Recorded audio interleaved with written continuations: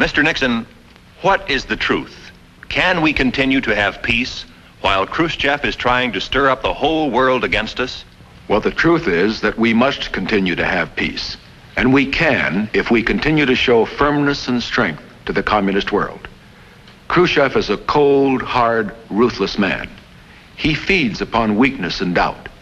And we must never make the mistake of letting him think we are weak.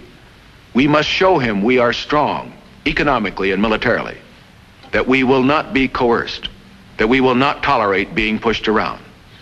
We must continue to deal with communism and the Soviet leaders, not belligerently, but firmly, and always with vigilance. Vote for Nixon and Lodge, November 8th. They understand what peace demands.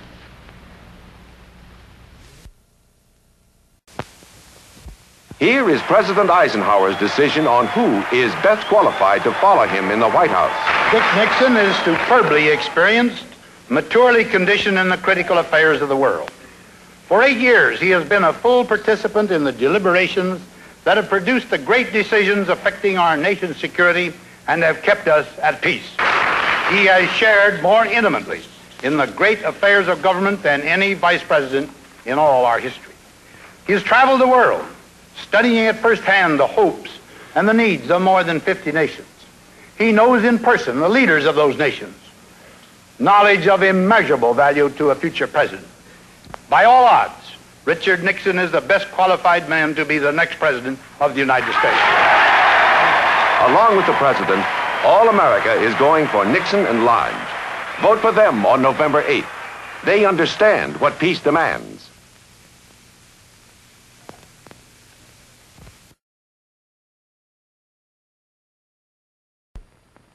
Every Republican politician wants you to believe that Richard Nixon is, quote, experienced.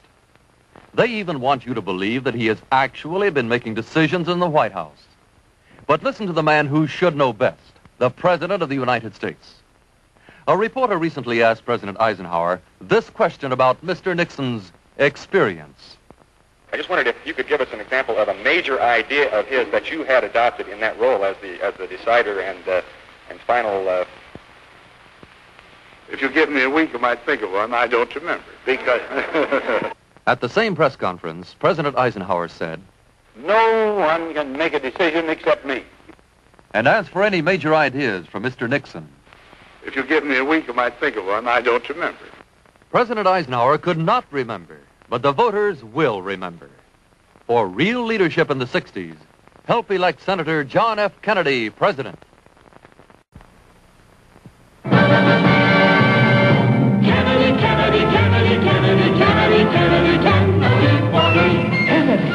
Kennedy, Kennedy, Kennedy. Do you want a man for president who's seasoned through and through, but not so doggone seasoned that he won't try something new? A man who's old enough to know And young enough to do. well, it's up to you, it's up to you, it's strictly up to you. Do you like a man who answers straight, a man who's always fair? We'll measure him against the others, and when you compare, you'll cast your vote for Kennedy and the change that's overdue. So it's up to you, it's up to you, it's strictly up to you. Yes, it's Kennedy, Kennedy, Kennedy, Kennedy, Kennedy, Kennedy, Kennedy for me.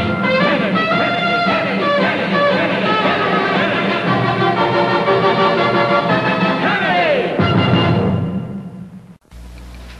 Hi, my name is Harry Belafonte. I'm an artist, and I'm not a politician. But like most Americans, I have a great interest in the political and the economic destiny of my country. I'm seated here with Senator Jack Kennedy. As a Negro and as an American, I have many questions, and I'm sure everyone does, about civil rights, about foreign policy, about the economy of the country, and about things that'll happen. And I want to make it very clear, Harry, that on this question of equality of opportunity for all Americans, whether it's in the field of civil rights, better minimum wages, better housing, better working conditions, jobs, I stand for these things. The Democratic Party under Franklin Roosevelt stood for them. I'm voting for this, Senator. How about you? Vote for a leader like Roosevelt. Vote for John F. Kennedy for president.